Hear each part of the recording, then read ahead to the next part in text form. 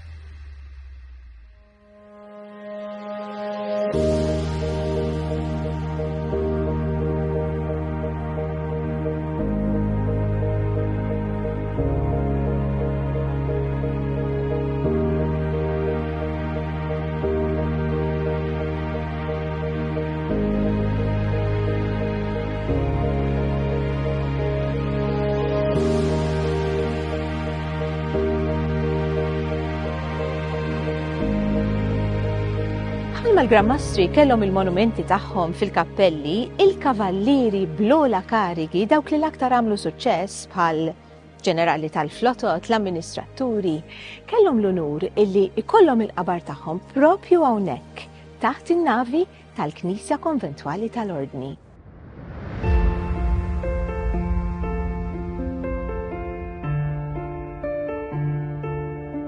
Besides a Hall of Fame, an aula heroum, as they call it, it's also what the French would call a lieu de mémoire, a place of memory.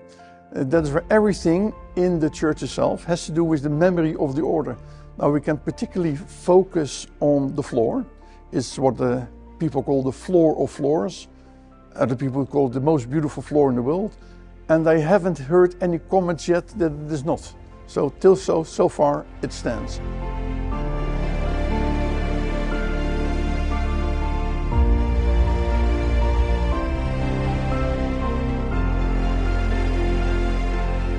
Now, what does the floor represent? There are about 400 something expressions of sepulchral art, either monuments, as you can see here, of Carafa, or on the floor.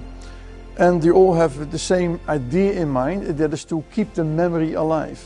One tombstone says that somebody died the first death, but he didn't want to die the second death. The second death is oblivion. You'll be forgotten. And of course, you want your memory to be externalized. Now, we cannot hope to be immortal, because our body is not made to be immortal, but we can achieve immortality after our death.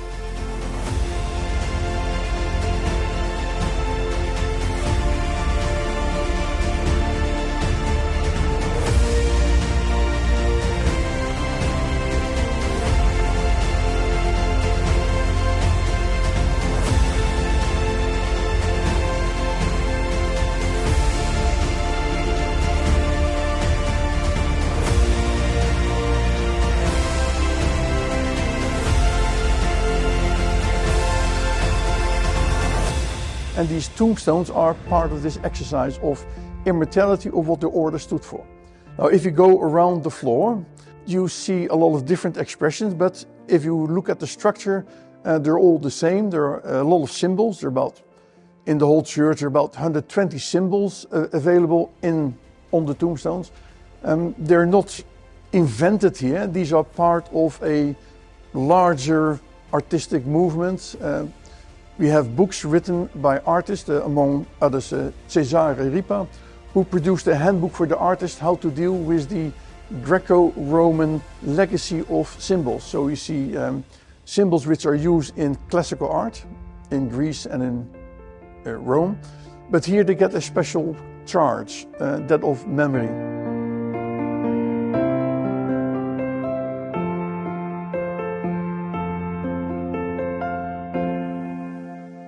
Dawn is-simboli ma nsibuhomx biss fuq l-oqbra imma mad-dekorazzjonijiet tal-katedral kollu. Kull anġlu, kull werqa, kull dettall għandu tifsira warajh. l-ebda ġbija minn dawn ma tpoġġi temp kombinazzjoni.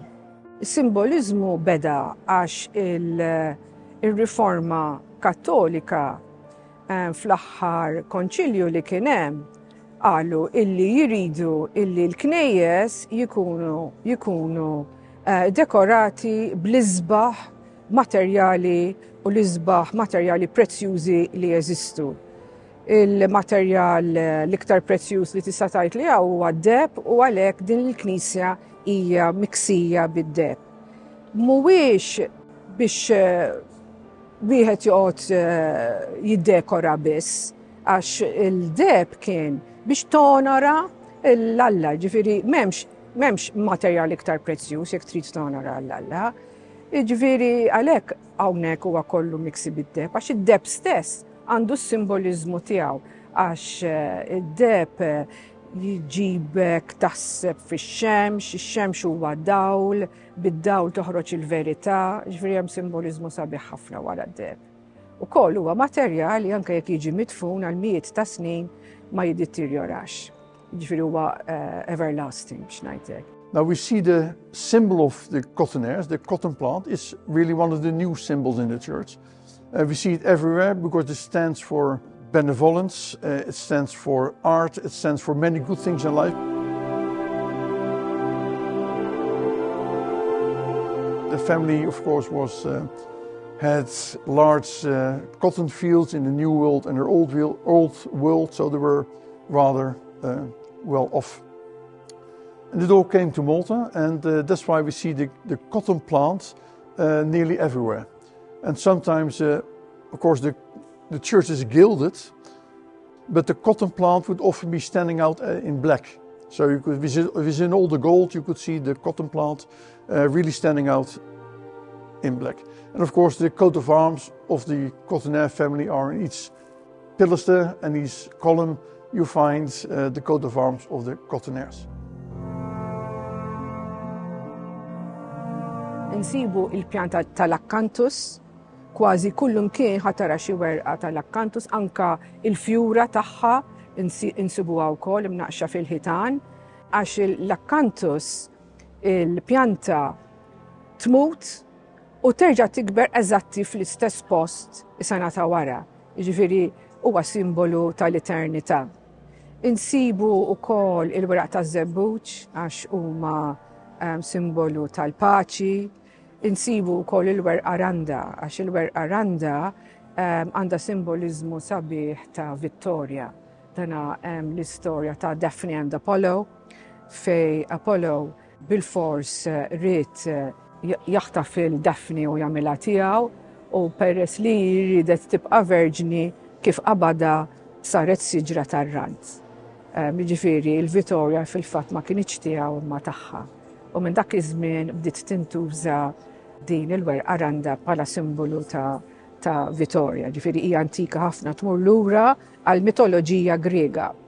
Ukoll insibu affarijiet oħrajn, pereżempju nsibu annimali li huma marbutin magħhom huma l-feroċità u l-kuraġġ tagħhom bħal il-ljun. Insibu ħafna iljuni hawnhekk imnaqxin fil-dana u anke l-irjus ta' Griffin. Għax il-Griffin huwa annimal li huwa wkoll mill-mitoloġija li huwa magħruf għall feroċità tiegħu.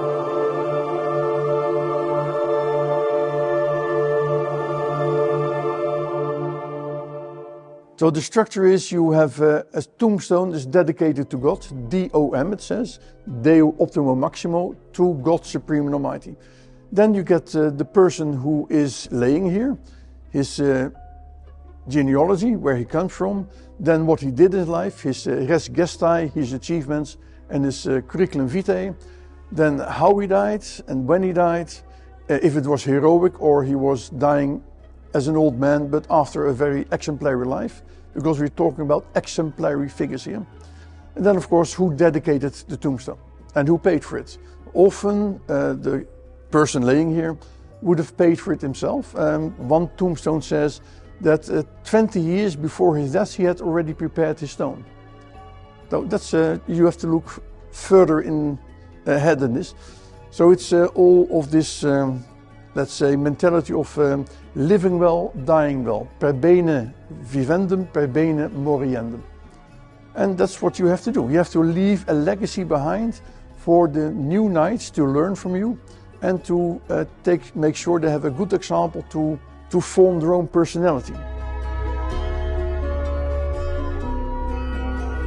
In the tombstones there is a wise lesson for new knights. Of course, also when the order had important visitors, ambassadors or colleagues, they would take in around the church and they would show them what the order stood for, what they achieved and how they're respecting the dead and how they celebrate life and how they look into the future.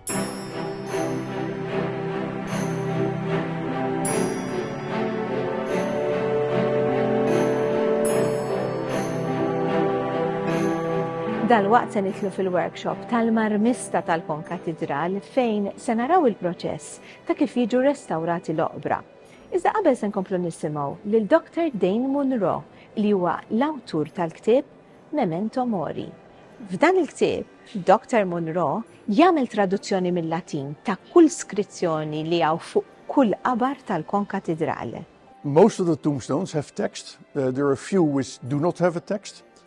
But the text is written for most of the sepulchral monuments and slabs in a Latin which is a modern Latin used in the 16th, 17th, 18th, 19th century, different than the classical Latin, the Latin of Cicero.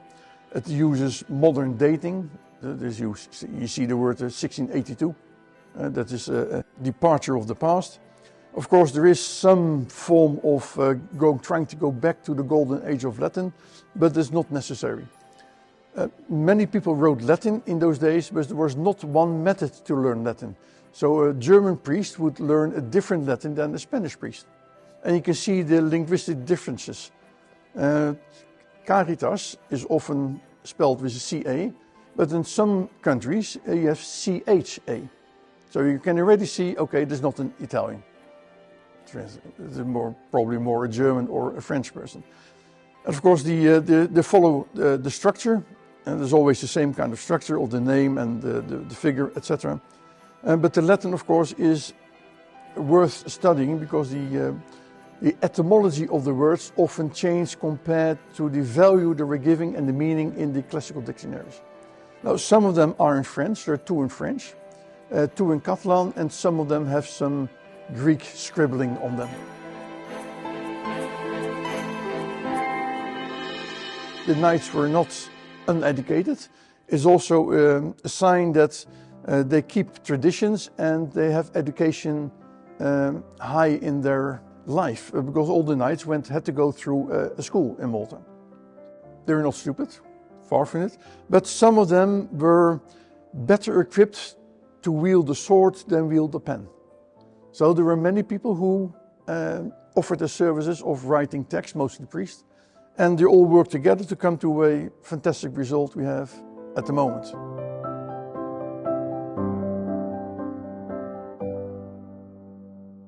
Latin was used because it was a common language for archives, for the priest, for the church, and everybody could have acquired a basic understanding of it.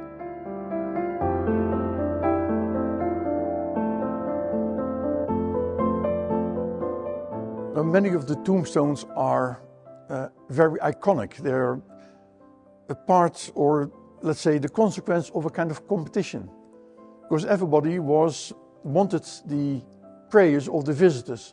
So therefore, one was more beautiful for the other, a competition on the attention of the living. And therefore, we have a number of tombstone designs which are truly iconic. We have one at the beginning of the nave. We see a skeleton sitting on a globe, which is a clock, and the clock has numbers but no arms. As it is clear that death is not exactly going to tell you when he comes. Death here is often named mors in vida, jealous death. Because death has an influence on us while we're living, but death has no entrance to heaven. So he is he has to stay with us, the living.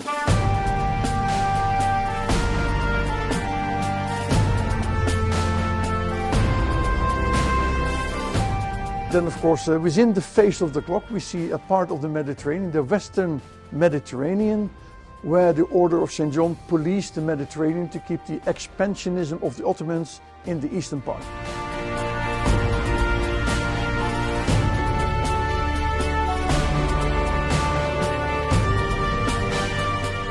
Now, a skeleton is something which comes into European art after 1348, when we have the first attack of the plague, the first known documented attack of the plague, of the Black Death, 1348, and 5 years' time, or lasted about 5 years. About half the population of Europe succumbed to the plague. Of course, that had an enormous impact on art. You got everywhere skeletons coming up, the Danse Macabre coming up, and also in art, the skeleton came to be.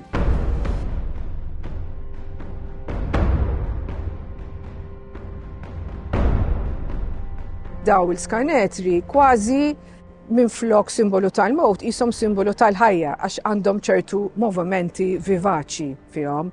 Għax dak iż-żmien il-ħsieb fuq il-mowt kien differenti milli naħsbu għallum. L-ewwel dak iż-żmien ma kienx hemm mediċina, ma kienx hemm sptarijiet kif insibu llum. Jiġifieri il-mowt seta' tolqtok għada. Allura kienu iktar viċini lejn il-mowt u peress li kien hemm it-twemmin li inti wara li tmur il-ġenna u tgħix il-ħajja eterna ma' missier l-etern, kienet il-bidu ta' ħajja ġdida. Ġifieri l-skanetru ma kienx xi ħaġa daqshekk makabr kif naraw aħna speċi ta' fil-dażmien moderni. The skeleton has other functions. It takes on the function of Fama, the Roman goddess who heralds your reputation all over the world. Not your fame, but your reputation. Then, of course, we see a trumpet. That is then, of course, Fama, her instrument, her trumpet, is not the ultima tuba, the last trumpet call when, the end of the world, but your reputation. And here we need to be careful. Fame, well, can be tarnished and that's fine, but your reputation, it only cracks once. It's like an egg. Once your reputation has a crack, it's gone.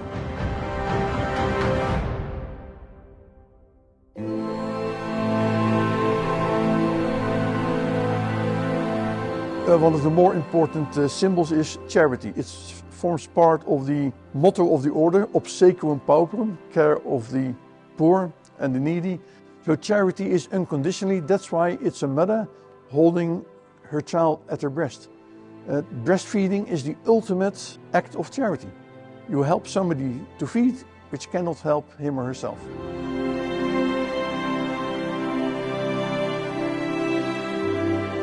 Wieħed vera interessanti li huwa l-qabar ta' il-kavallier Joseph de Langon. Warajh hemm isu piramida li turi battalja. Għaxu kien kaptan f'taxmini f'battalja li kien hemm fl-Alġerija u rebaħa dik il-battalja, però miet fil-battalja stess. U dak kien fi żmien Gran Mastru Pirellos u xtaq li jagħmillu lapida li qiegħda eżatt fin-nofs tan-nava illi tirrikordja din il-battalja biex dal-kavallier qatt ma jintesa. U għandu żewġ allegoriji miegħu, wieħed hemm allegorija qed jafas ras serpent biex is-simbolu huwa jiġifieri illi l-ordni kienet dejjem taħdem kontra il-ħażin, id-demonju, u l-allegorija l-oħra qiegħda tikbi għax ovvjament da tirrippreżenta t-telfa ta' dan il-kaptan bravu li kellu.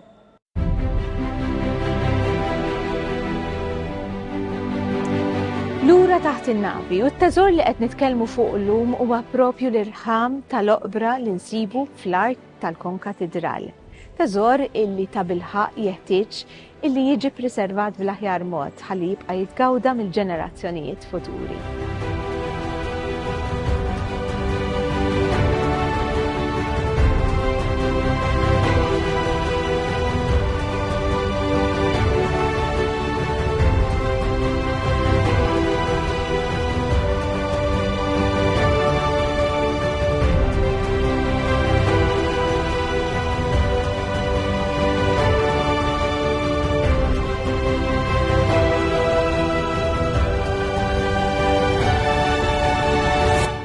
floor is very well kept, and the justification is that there are many schools of how you go about with cultural heritage. One school would say you can only preserve, the other school says you can restore if you know how it looked in the past.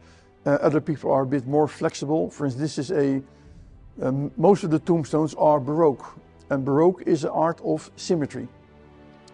So if you have a symmetrical iconography of a tombstone and one half is worn out, then you can imagine that the part which was worn out was exactly the same as the other part which was still intact. So, but that's a curatorial decision, it's a long discussion, but the tombstones, some of them have already a mention that it says, this tombstone was worn out, we come back to life, and it is more beautiful than before. So already in the time of the Knights, they already started redoing tombstones. Sometimes they just flipped it over. So some of the tombstones have two faces on either side, an old one and a new one. Also, when it comes to restoring during the time of the British, about 80 tombstones were already either totally made new or repaired drastically. So there was always a drive in this church from the time of the Knights of St. John onwards to preserve the floor. And that nowadays is done as well. We have a marmista working every day to keep the floor in top condition.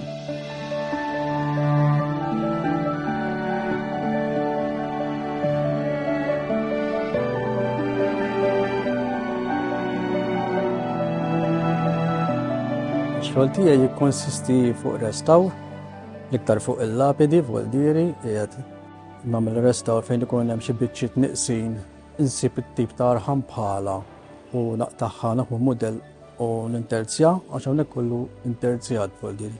Nagħmel ukoll fejn ikun hemm nagħmel consolidation fuq il-dieri fejn ikun hemm cracks.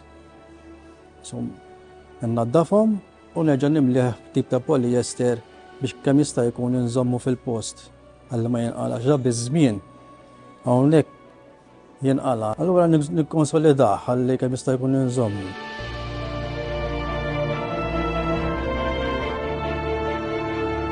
L-irħam fih il-vini. Allura fejn il-biċċa li tkun qiegħda mkissra jew nieqsa li tkun għaddejja vina. Allura jien irid ikolli mmur fil-workshop, għandi workshop għandi ħafna biċċiet tal-irħam minn fejn nagħżel it-tip tarħam li hawnhekk u nqablu. Vuol dire hija l-vina niżla in a vertical, irid insib biċċa, irid noħodha minn dik il-vertical ħalli kemm jista' jkun ma tiġix tidher, tiġi tibblendija mal-irħam stess.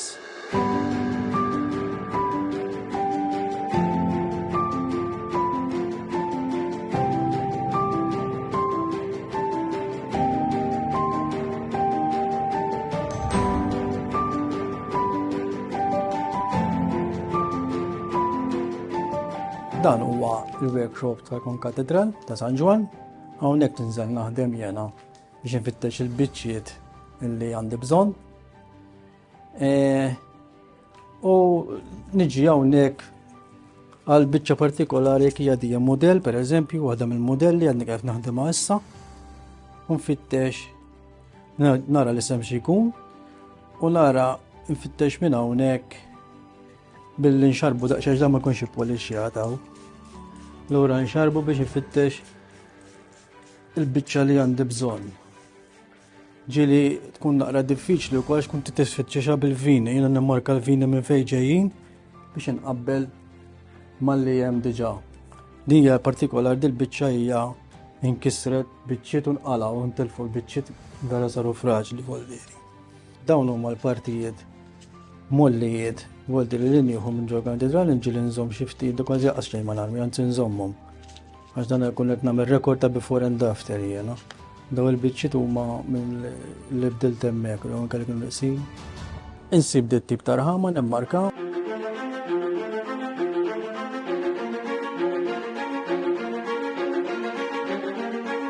Mbagħad għandi bħal magni naqtaħħa.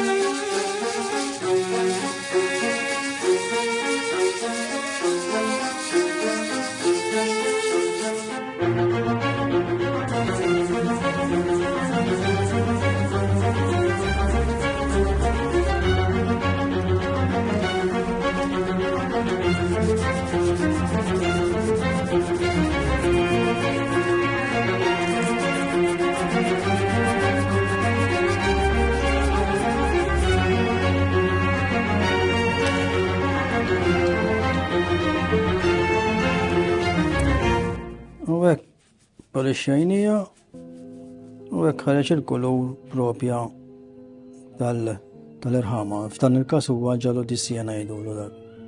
Dan il-materjal jużaw ħafna wkoll għax ikunu jistgħu jagħmlu x-shading bih. Da permezz ta' temperatura jisir bħala ħruq ta' ħirqu u l-dir telalu temperatura bda jeħmar. Allura jużaw biex jagħmlu shading pereżempju tal-id tal-wiċċ. Imma inti tittatti il-parti fejn ma tridx illi isir aħmar tattija permezz ta' ramel apposta jew trab tal-irħam u tħalli mikxuf fejn trid inti shading biex jaħmar. Tala temperatura ma tiġi taħrqu ħafna għax inkella bda u li kif tara qed jaħmar tittieqaf. Infatti tara d-differenza hawnhekk huwa maħruq u hawnhekk huwa l-propja l-kulur tal-irħama.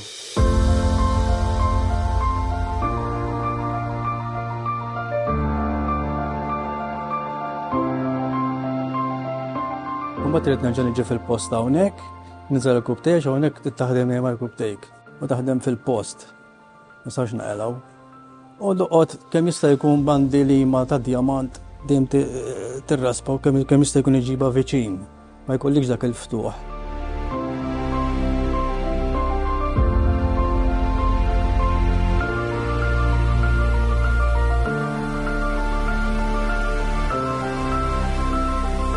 L-intervent ikun minimu ifhem jien kemm jista' jkun dejjem inżomm il-prijorità huwa li żomm l-oriġinali. Jiena nirrestawra biss fejn ikun hemm nieqes jew fejn ikun hemm mimli jew b'xi siment. Jew b'xi polijester imlewħ u mhux qed jagħmel sens. Allura dak nerġa' naqilgħu jien u nerġa' nirreplacjah bl-irħam.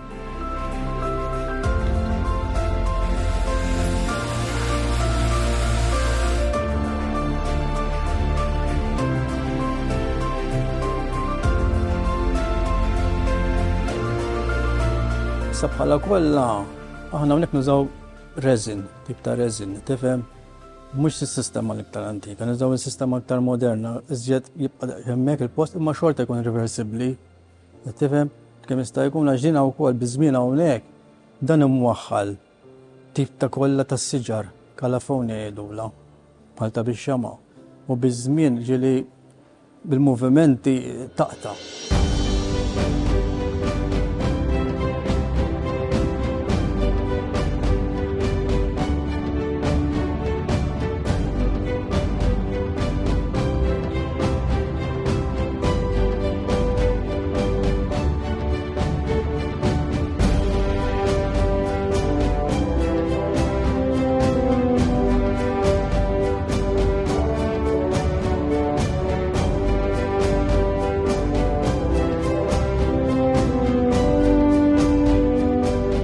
It's a long process to produce a tombstone.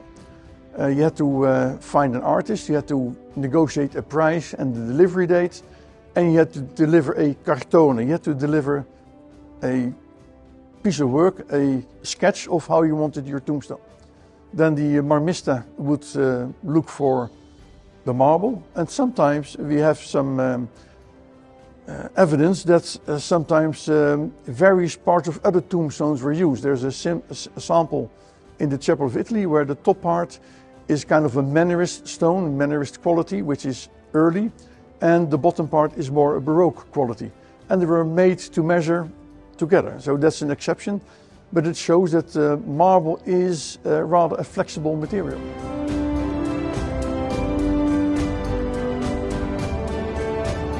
L-ewwel nista' kien hemm xi workshop fuqhom, kellhom workshop appostalihom daw. U daw kienu jaħdmu fuqhom mhux persuna waħda. Daw kienu 5, 3, 4 skont it-tim li jkun, skont fejn issir l-irħama. Dawn pereżempju kulħadd bil-speċjalità tiegħu. Pereżempju min ikun jaf id-disinja, min ikun jaf jagħmel l-engraving, min ikun jaf iqatta' jiżbarra il-fond. Din hija xi ħaġa bejn Malta u Sqallija. Sqallija hemm xi ħaġa tip bħala din. Jista' jkun illi saru hemmhekk u ġew lesti hawnhekk u kemm itpoġġew, però saru wkoll xi ħaġa fil-post bħal gwarniċa pereżempju fejn gwarniċa ssir fil-post. Jew inkella ġieli tiġi fit-tnejn mhux waħda sħiħa. Allura kienu jġibuha fit-tnejn il-biċċa tan-nofs u ħalluha vojta sakemm kienu jwaħluha, u mbagħad kienu jalqu il-biċċa tan-nofs biss biex inti qisek ma tindunax tiġi qisha sħiħa.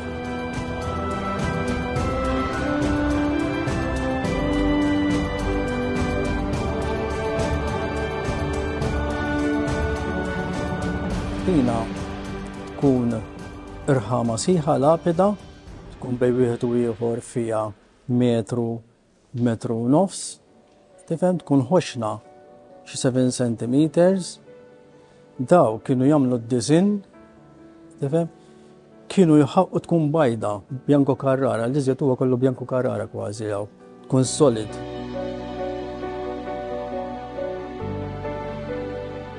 Di qatt ma kellha pożwu, di kienet imserħa ma nafux eżatta fejn kienet. Dan il-waxxuna kif tkun l-irħama, it-tombstone. U daw kif ikunu wara meta jingrejvjaw hawnhekk l-oli tagħha jingrejvjaw biex kun jistgħu jdaħlu il-biċċiet tal-kulur tal-irħam, pereżempju f'dal-każ huwa nerd il-Belġu. Biċċa sewda pereżempju f'kunu dal-każ hekk Broccatello jew Frosso di Franza hawn. Dejjem kollox ingrejvjat, imħaffer u inlejja dil-proper inlej, jgħidulu proper inlej da x-xogħol.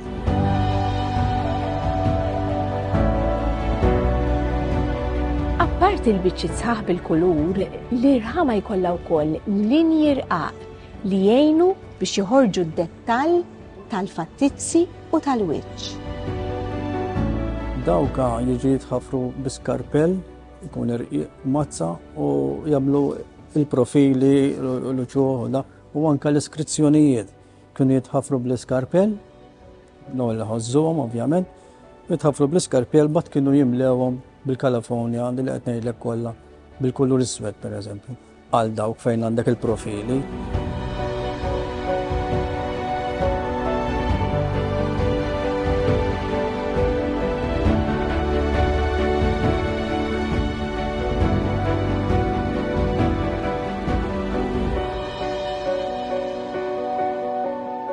Id-deċiżjoni dwar x'tip ta' restawr isir jiddependi ħafna fuq jekk kunx hemm biżżejjed informazzjoni dwar l-irħama oriġinali.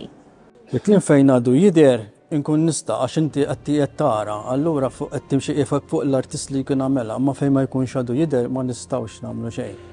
Sakemm ma nsibux fuq xiex naraw. Imma diment li għadu jidher tista' tgħid tifriskaħ naqra biex iġġeddidlu iżjed iż-żmien. Imma fejn kun telaq għal kollox, muldri ma nistgħu nagħmlu xejn ma nsibux minn fejn xiex naraw għax isek tiġi tivvinta. Allura inti tagħmel biss profili fejn għadek qed tara profili, fejn mhux qed tara ma tista' tagħmel xejn.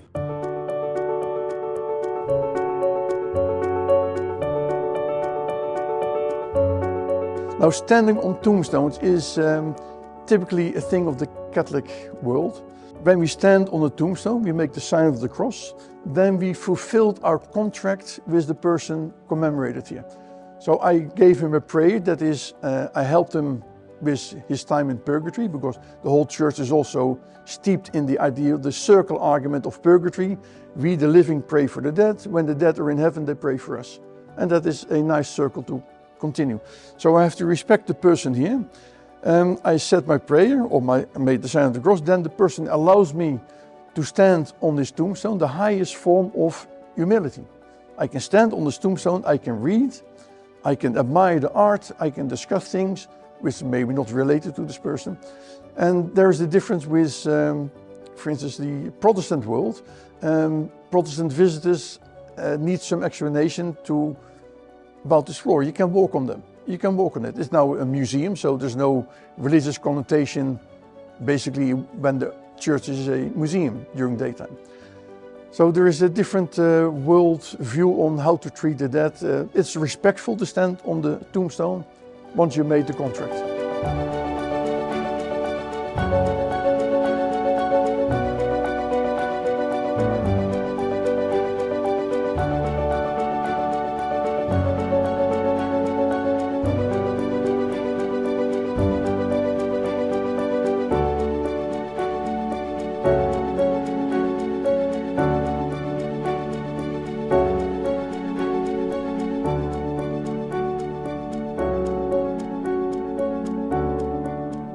ix-xogħol irid il-ħin tiegħu. Diri taħdem bil-modu ta' paċenzja kbira u tkun tħobbu da x-xogħol, ma tkunx tħobbu ma tasalx tagħmlu. Ma tkun tħobbu ma tapprezza da li hawn li hija ġenjalità di, diri titapprezza x-xogħol li fihom. U tik sodisfazzjon ukoll wara, diri għax hawnhekk ix-xogħol huwa pożittiv ħafna. Inti li qed tiġġedded xi ħaġa tagħtiha żmien hija xi ħaġa vera sabiħa, sposta dik il-pożittività kbira x-xogħol. Anka n-nies turisti li jidħlu hawn, il-viżitaturi jarawk taħdem japprezzaw ħafna. Jirringrazzjaw, issa qed tagħmel ħaġa għalihom ukoll personali.